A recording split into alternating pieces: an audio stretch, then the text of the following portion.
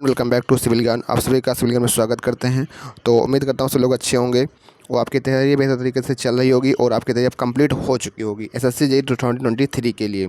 तो हम बात करने वाले हैं कि आप आज की 7 अक्टूबर है। एग्ज़ाम आपका जो है 9, 10, 11 को होने वाला है। तो कितनी शिफ्ट में एग्ज़ाम होगा और पेपर को अटेम्प्ट करने का सही तरीका क्या होना चाहिए, ठीक है। तो ये तो बेहतर आपको भली भांति पता होगा, पर इसके बारे में थोड़ा हम चर्चा करेंगे कि पहले रीजनिंग करें या पहले टेक्निकल या जीके जीएस। होता क्या है कि हम लास्ट टाइम पे कंफ्यूज होते हैं कि जब एग्ज़ाम में हम बैठेंगे तो क्या करेंगे। कोई हमें को गाइड करता है कि पहले ये करो, फिर ये करो, फिर ये करो। अच्छी बात है, अपने एक्सपीरियंस की बेसिस पर जैसे जिसके पास नॉलेज होती है वो अपना बताने की कोशिश करता है और आप लोग फॉलो करते हो तो आपको फ़ायदा पहुंचता है। पर ये बेहतर भली बात आपको, आपसे अच्छा कोई नहीं जान सकता कि आपको पहले क्या करना है, क्योंकि आपको ये पता है ना कि मेरी रीजनिंग स्ट्रांग है, मेरा टेक्निकल स्ट्रांग है, मेरा जीके जीएस स्ट्रांग है, मेरा क्या अच्छा है। तो पहले हम बात करते हैं कि कुल कितनी शिफ्ट में एग्ज़ाम होगा। तो इस पे बात करेंगे। तो एग्ज़ाम जो शिफ्ट है वो आपका ये रहने वाला है कि आपका जो एग्ज़ाम शिफ्ट रहने वाला है वो भैया ये रहने वाला है कि 9 अक्टूबर, 10 अक्टूबर और आपको 10 अक्टूबर में शिफ्ट 3 होगी और 11 अक्टूबर। तो ये शिफ्ट थर्ड का मतलब है कि 3 शिफ्ट में नहीं, ये आपका 9 अक्टूबर को जो शिफ्ट होना होगा 9 से 11 होगा। उसके बाद जो आपका जो है 10 अक्टूबर को रहने वाला है वो आपका रहेगा 5 से शिफ्ट में 5 से 7, मतलब थर्ड मीटिंग में रहेगा 5 to 7 PM के बीच में। और 11 अक्टूबर को रहेगा मॉर्निंग में ही 9 से 11। तो मतलब 9 अक्टूबर को पहला एक पेपर होगा सिविल का और 10 को 2 पेपर होगा और इसको मतलब कुल 4 पेपर होगा। जैसे आपका 2022 में हुआ था 14, 15, 16 नवंबर को। 14 को हुआ था, फिर 15 को हुआ था, फिर आपको 16 को हुआ था। 14 को मॉर्निंग में हुआ था, 15 को मॉर्निंग इवनिंग में हुआ था, 16 को केवल मॉर्निंग में हुआ था। तो सेम ऐसे ही इस बार 9, 10, 11 में होगा। 9 को पहला होगा, 10 अक्टूबर को मॉर्निंग और इवनिंग में होगा और 11 अक्टूबर को आपका केवल मॉर्निंग में रहने वाला है। तो आपको पता है कि शिफ्ट इतनी सारी होने वाली हैं, आप जिस भी शिफ्ट में पढ़ें।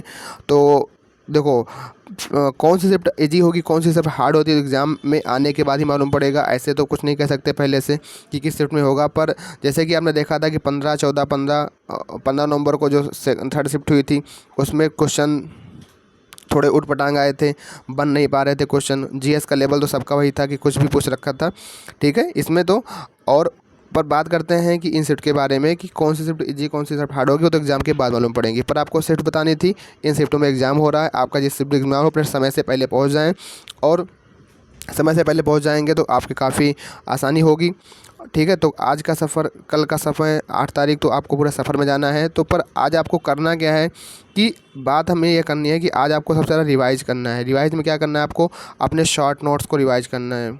शॉर्ट नोट्स, या अगर आपके पास हैंड बुक्स हो तो हैंड बुक्स में एक सिविल कैप्सूल की मिलती है, एक आपका चार्ट मिलता है। अगर आप रूम पे भी हो तो अपने चार्ट के माध्यम से पूरा अपना एक जो पूरा टेक्निकल सब्जेक्ट है उसको आप रिवाइज कर सकते हो। जितना भी आपका पूरा रहने वाला चार्ट के अंदर आप उसको उसमें एक पूरा सॉइल मैकेनिक्स है, आरसीसी है, स्ट्रक्चरल एनालिसिस है, जो भी चीज़ें आपको सारे एक बार आप उसे रिवाइज कर सकते हो। बस लास्ट टाइम आपको यही करना है, सारी चीज़ें आपकी टिप्स पे होनी चाहिए। एटलीस्ट सब कुछ आपको लगे कि हाँ हम सब कुछ देखे हुए हैं, ऐसा ना लगे कि हम तो ये चीज़ कभी देखे ही नहीं है। तो आपको शॉर्ट नोट्स से अपना रिवाइज ही करना है। लास्ट टाइम पे हर सब्जेक्ट को एक दिन के अंदर पूरा रिवाइज करके ही जाना है। और रीजनिंग के लिए आपको 50 क्वेश्चन का सेट लगा देना है, ठीक है। जीके जिसके लिए आपने जो पढ़ रखा हो उसको एक बार रिवाइज कर लेना है। करंट अफेयर नहीं पढ़ रखा तो करंट अफेयर की मैंने 2 वीडियोस बनाई हैं और मैंने आपको बताया भी था करंट अफेयर कहाँ पे आपको टेक्स्ट बुक मिल जाएगा, वहाँ से आपको 6-7 महीने का प्रैक्टिस कर लेना है। तो ये सारी चीज़ें आपको करके ही जानी है एग्ज़ाम में एटलीस्ट। अब बात करते हैं, अब बात आती है कि पहले पेपर को कैसे अटैम्प्ट करना है। देखो ये तो बात है, जेन्युइन बात ये है कि पेपर को कैसे अटैम्प्ट किया जाए। आपको पता है 200 क्वेश्चन रहने वाले हैं, आपको 120 मिनट मिलने वाला है, जिसमें से आपका 100 क्वेश्चन जो होगा वो टेक्निकल का रहने वाला है, 50 क्वेश्चन आपका जो होगा रीजनिंग का और 50 क्वेश्चन आपका जीके जीएस का रहने वाला है। देखो मैं जो बताता हूँ, तो पहली बात तो आप आपने अगर टेस्ट दिया है, आपने मॉक टेस्ट लगाया है, तो मैं उन्हीं लोगों के लिए बता रहा हूँ जिन्होंने मॉक टेस्ट एक भी नहीं दिया है और वो सीधे अब जा कर के अपने रियल एग्ज़ाम में मॉक टेस्ट देने वाले हैं। तो उन भाइयों को मैं बताने वाला हूँ, बाकी जिन्होंने मॉक टेस्ट दिया है उनको कुछ एक आइडिया लग गया होगा। देखो आइडिया लग जाएगा आपको, तो आप अपने अकॉर्डिंग ही करिए। मैं जो बातें बता रहा हूँ उन सभी फ्रेंड्स के लिए बता रहा हूँ जिन्होंने अभी तक कोई मॉक नहीं दिया है, तो वही लोग इस वीडियो को आगे प्रोसीड करें। बाकी जिन्होंने मॉक दिया है और उनको एक अच्छा खासा आइडिया है कि कैसे हमको पेपर अटैम्प्ट करना होगा, क्योंकि देखो जब आप मॉक टेस्ट 1 दिए होगे टेस्ट 0 तो हो सकता है आपने पहले रीजनिंग से शुरू किया हो, फिर उसके बाद जीएस किया हो, फिर आपने टेक्निकल किया हो, फिर टेस्ट नंबर 2 आपने दिया होगा। हो सकता है आपने पहले टेक्निकल शुरू कर दिया हो, फिर रीजनिंग किया हो, फिर जीके जीएस किया हो, फिर आपने टेस्ट नंबर 3 दिया हो, टेस्ट नंबर 3 दिया होगा। तो इसलिए आपने फिर पहले मान लो जीएस से स्टार्ट किया हो, फिर रीजनिंग, फिर टेक्निकल। इसलिए मैं हमेशा कहता हूँ कि मॉक टेस्ट ज़रूर दो। एटलीस्ट 3 मॉक टेस्ट आपको देना चाहिए, फुल लेंथ में 3 देना ही चाहिए। इससे आपको मालूम पड़ता है कि आप जो पैटर्न को फॉलो कर रहे हो किस में आपको कम समय लग रहा है और बेहतर रिजल्ट किस में आ रहा है। जैसे मैंने लगभग 16 मॉक टेस्ट दिया है, 16 FLT दिया है। इसके 2022 में भी दिया था, 2023 में भी दिया है। तो इन 16 FLT में मैंने पहले तो मेरा जो पैटर्न है, मैंने पहले रीजनिंग किया, फिर जीके जीएस किया, फिर टेक्निकल किया। ये मेरा पैटर्न होता है हमेशा करने का, ठीक है। तो मैं अपने इस पैटर्न को कैसे बताता हूँ। जैसे मैं रीजनिंग करने बैठता हूँ तो रीजनिंग को मुझे पता था कि रीजनिंग में आपका नंबर, मैंने आप सब लोगों से बताया था रीजनिंग है आपके जो मार्क्स हैं वो काफ़ी मतलब पॉजिटिव है, सॉलिड है, कभी कटेंगे नहीं। आपने इसकी प्रैक्टिस अच्छे से कर ली तो लगभग मेरे 35 मिनट्स में रीजनिंग वाला पार्ट हो जाता है। उसके बाद हम जीके जीएस पे जाते हैं। जीके जीएस में लगभग 8 मिनट में पूरा जीके जीएस हो जाता है। तो मतलब क्योंकि अगर जीके जीएस में ऐसा क्या है कि अगर आपको पता है तो आप कर पाओगे।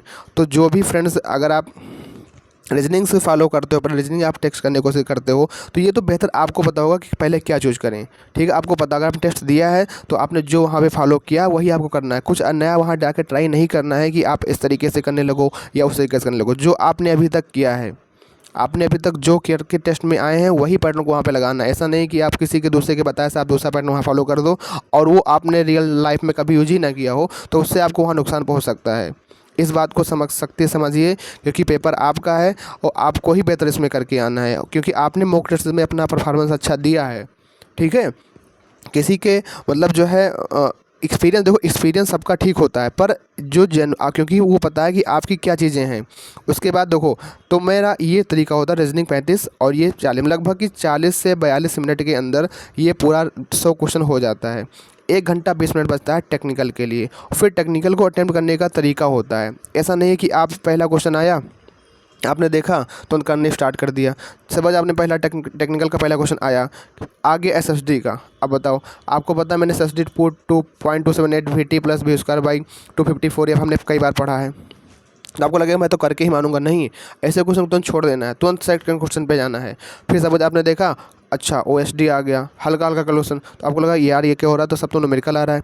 घबराना नहीं है, आपको लगेगा आप जब टेस्ट एग्जाम देने बैठोगे तो आपको लगेगा 1 2 3 क्वेश्चन लगातार ऐसे आएंगे, आपको लगेगा यार ये सब कैसे क्या हो रहा है। फिर आपको घबराना नहीं है, क्योंकि अभी आपको 1 से 2 3 क्वेश्चन आपको घबरा नहीं आना है, क्योंकि हो सकता है कभी कभी पैटर्न ऐसे दे देता है तो आपको लगता है कि सब तो न्यूमेरिकल ही आ गया। नहीं, आपको सबसे पहले जब भी आप टेक्निकल में 100 क्वेश्चन करने बैठो तो आपको अंदर एक स्क्रीनिंग के माध्यम से करना होता है। स्क्रीनिंग मतलब क्या होता है कि 100 क्वेश्चन में पहले उन क्वेश्चन को देखना है कि जो बिल्कुल देखते ही हो जाएगा। Suppose working from whole to part आता है, सपोज आपका जो है कोई सॉइल का कोई क्वेश्चन है, बिल्कुल एलोवियल सॉइल से, कोलोवियल सॉइल से, टफ सॉइल से, माल सॉइल से, मैराइन सॉइल से, इस तरीके से कोई क्वेश्चन आता है, बिल्कुल आता है क्वेश्चन, ठीक है। ऐसे RCC का कोई बीम का क्वेश्चन, एक्सियल लिमिटिंग का वैल्यू है, मतलब ऐसे क्वेश्चन ढूंढ के कम से कम आप 50 प्लस क्वेश्चन एक बार में ढूंढ के निकाल दोगे, ठीक है। मान लीजिए अगर आपके पास 100 क्वेश्चन टेक्निकल के हैं तो इसमें से आप 50 क्वेश्चन ऐसे होंगे, 50 क्वेश्चन होंगे या 40 to 50 क्वेश्चन ऐसे होंगे जो बिल्कुल एक बार आप देखोगे तो आपका हो जाएगा, एक बार देखने पे, मतलब बिल्कुल जस्ट, ठीक है। मतलब कि आपने देखा, अच्छा हाँ इसका आंसर ये होगा, तो पहले तो एक नज़र पूरे 100 क्वेश्चन पे ऐसे गड़ा दो कि जो क्वेश्चन बस देखते ही बनने वाले हैं। ऐसा नहीं है कि हाँ मतलब कि आप बस एक सिरते करते चले जा रहे हो, ठीक है। कोशिश तो ये करनी चाहिए कि पेपर आपका कम से कम 3 बार ये अपनी आँखों के सामने से गुजरे। पहले बार में वो क्वेश्चन को करो जो देखते ही बन जाए, बिल्कुल उसमें पेन भी ना उठाना पड़े ज़्यादा, मतलब पेन हल्का फुल्का, मतलब जो है उठाना पड़े। जैसे मान लो कोई फार्मूला हो गया, कोई हल्का कंसेप्चुअल क्वेश्चन है तो वो बनने वाले क्वेश्चन है, ठीक है, तो वो आपको कर देने हैं। फिर सेकंड टाइम जाओगे, आप क्या करोगे, सेकंड टाइम आप जब करने जाओगे तो आपने जो क्वेश्चन छोड़ रखे हैं आपको उन्हीं क्वेश्चन को करना है। तो आपको मैं बता दूं कि 100 क्वेश्चन में 50 to 60 क्वेश्चन ऐसे होते हैं, 50 to 60 क्वेश्चन ऐसे होते हैं अगर आपका पेपर इजी बनता है। अब बहुत लोग अब ज्ञान देने आएंगे कि अब ऐसा क्वेश्चन नहीं होता है, पेपर तो अब चेंज हो रहा है। भाई अगर चेंज हो रहा है पैटर्न को, अगर SSC अपने प्रीवियस ईयर पैटर्न को फॉलो करेगा तब मैं बता रहा हूँ कि 50 to 60% आपका जो होगा आप आसानी से बना लोगे। ठीक है। बाकी 10 से 20 क्वेश्चन, मतलब कि मैं कहूँगा 60 क्वेश्चन, ये 20 क्वेश्चन ऐसे होंगे जो थोड़ा कंसेप्ट लगाएगा, थोड़ा जो है आपका प्रैक्टिस मांगेगा, थोड़ा आपकी पेन से कुछ लाना पड़ेगा, थोड़ा आपका न्यूमेरिकल पोर्शन में होगा। तो 20 क्वेश्चन जो है आपके ऐसे होंगे, 20 क्वेश्चन आपके जो ऐसे होंगे जो बिल्कुल मतलब जो है आपको थोड़ा कंसेप्ट लगेगा। जो बंदा मेहनत से पढ़ा होगा, अपने पूरे सिलेबस को पढ़ा होगा और अच्छे से सारे फार्मूलों को रिवाइज किया होगा, वो इन क्वेश्चन को कर पाएगा 80 क्वेश्चन में। अब आपकी एक्यूरेसी डिपेंड करेगी। अगर आपकी एक्यूरेसी अच्छी है तो आप 70 प्लस नंबर ले आओगे। अगर आपकी थोड़ा एक्यूरेसी थोड़ा ख़राब है तो यही आपका नंबर 63 तक चला जाएगा। अगर आपका ज़्यादा एक्यूरेसी ख़राब है तो यही आपका नंबर 55 तक आ जाता है, क्योंकि बहुत सारे क्वेश्चन इसमें गलत हो जाते हैं। ये हकीकत है, ठीक है। ये बातें होती हैं, इसको अपने आप से अगर रिलेट कर पा रहे हो तो अच्छी बात है। ऐसा चीज़ें होती है, अगर आपने मॉक टेस्ट दिया होगा तो आपको रियलाइज़ हो रहा होगा कि हाँ ऐसा चीज़ें होती हैं। तो ये 80 क्वेश्चन में ऐसी चीज़ें बनती हैं जो एक एवरेज बंदा भी होगा जिन्हें केवल PIQ ही कर रहा होगा तो 50 प्लस नंबर आपका आराम से आ जाएगा, क्योंकि वो काफ़ी क्वेश्चन उसमें गलत हो जाते हैं।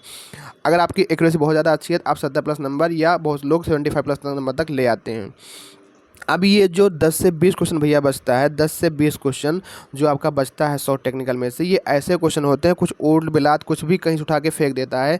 बस आपको इसमें अपना समय नहीं ख़राब करना है, ऐसे क्वेश्चन को ही ढूंढना है कि हमको इन क्वेश्चनों पे अपना समय नहीं ख़राब करना है, क्योंकि आपको ये 80 क्वेश्चन को देखना, ना कि ये 20 क्वेश्चन को। होता क्या है कि हम एग्ज़ाम से जब बाहर निकलते हैं तो इन्हीं 20 क्वेश्चनों को लेकर परेशान होते हैं। एग्जाम में जब बैठते हैं तो इन्हीं 20 क्वेश्चन को लेकर परेशान होती है, यार नहीं बन रहा, ये नहीं बन रहे। तो इनको बनाने के चक्कर में हमारे जो ये 80 क्वेश्चन जो बनने वाले होते हैं वो भी हमारे ख़राब हो जाते हैं। इस बात को बिल्कुल ध्यान रखें। एग्ज़ाम हॉल में जब भी बैठे तो इस पे काम करें, इस चीज़ों को देखें कि हाँ आखिर में ये क्या चीज़ें हैं, इस पे काम करें, ठीक है। तो ये रही बात। तो अगर आप ऐसे काम करोगे तो आपका पेपर भी आसानी से हो जाएगा। सपोज़ आपने सबसे पहले चलो टेक्निकल स्टार्ट कर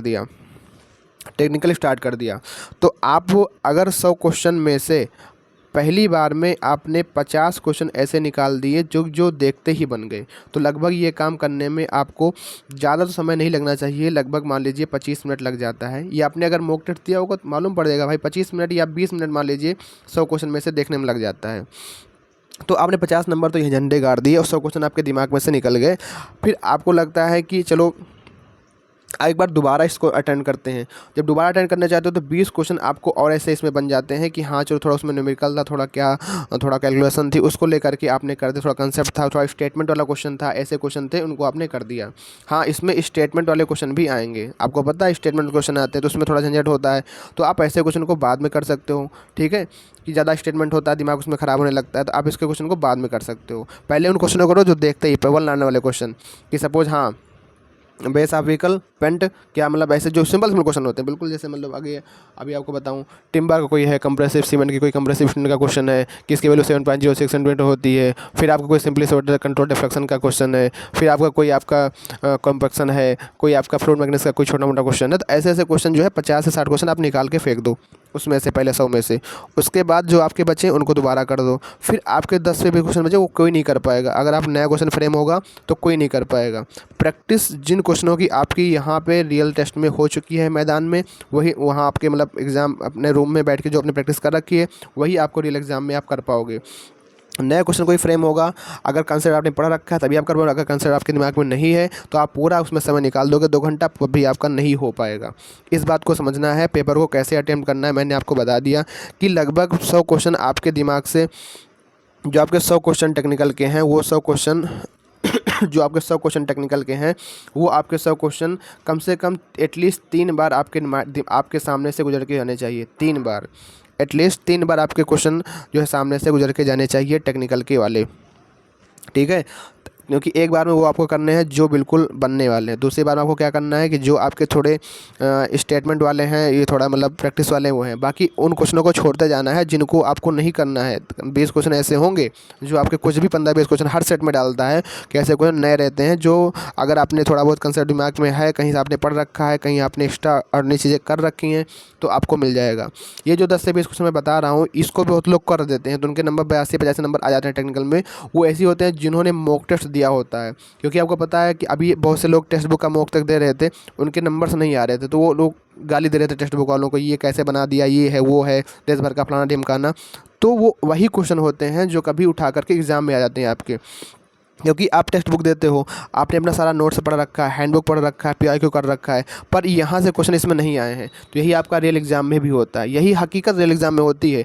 आपने अपना पूरा नोट्स पढ़ रखा है, आपने अपना शॉर्ट नोट्स पढ़ रखा है, आपने पीआईक्यू कर रखा है, आपने कहीं से अगर कोर्स परचेज करो वो पूरा प्रैक्टिस कर रखा है। इतनी सारी चीज़ें करने के बाद भी आप जब अपना मॉक टेस्ट देने जाते हो तब भी आपके नंबर 100 क्वेश्चन में से 50 ही आते हैं। ऐसा क्यों? क्योंकि काफ़ी कुछ चीज़ें इन चीज़ों में से आपका इस मॉक टेस्ट में नहीं होता। मतलब मॉक टेस्ट में जो क्वेश्चन चीज़ें आने वाले कंसेप्ट होते हैं वो कंसेप्ट आप नहीं पढ़ रखे होते। तो मॉक टेस्ट इसलिए दिया जाता है कि जो कुछ नए कंसेप्ट आप मिल रहे हैं उन क्वेश्चनों को उन मॉक टेस्ट के जो कंसेप्ट को अब अपनी एक कॉपी बनाइए, उसमें आप लिख देंगे कि हाँ ये कंसेप्ट मैंने नहीं पढ़ा रखा, ये कंसेप्ट मैंने पढ़ा रखा, ये नहीं पढ़ा रखा, ये नहीं पढ़ा रखा, ये नहीं पढ़ा रखा, ये नहीं पढ़ा रखा। तो आप जब सेकंड मॉक देने जाओगे तो अगर उस जो चीज़ आपने नहीं पढ़ रखी थी और आपने यहाँ सब पढ़ रखी थी, इनमें से अगर कोई क्वेश्चन सेकंड में आता है तो आपके नंबर डेफिनेटली बढ़ेंगे। पर टेक्स्ट बुक में ऐसा नहीं है।